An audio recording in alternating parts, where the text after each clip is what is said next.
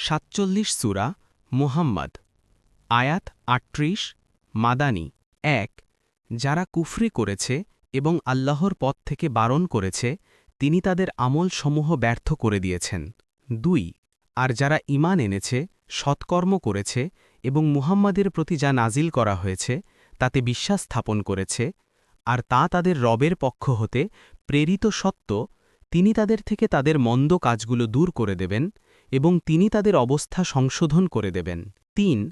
তা জন্য যে যারা কুফরি করে তারা বাতিলের অনুসরণ করে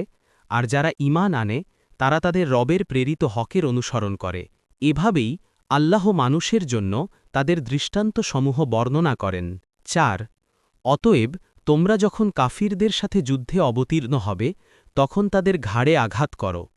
পরিশেষে তোমরা যখন তাদেরকে সম্পূর্ণভাবে পরাজুস্ত করবে তখন তাদেরকে শক্তভাবে বেঁধে নাও তারপর হয় অনুগ্রহ না হয় মুক্তিপণ আদায়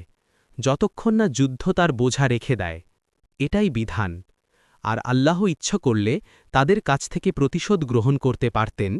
কিন্তু তিনি তোমাদের একজনকে অন্যের দ্বারা পরীক্ষা করতে চান আর যারা আল্লাহর পথে নিহত হয় তিনি কখনও তাদের আমলসমূহ বিনষ্ট করবেন না ৫ অচিরেই তিনি তাদেরকে হেদায়াত দেবেন এবং তাদের অবস্থা সংশোধন করে দেবেন ৬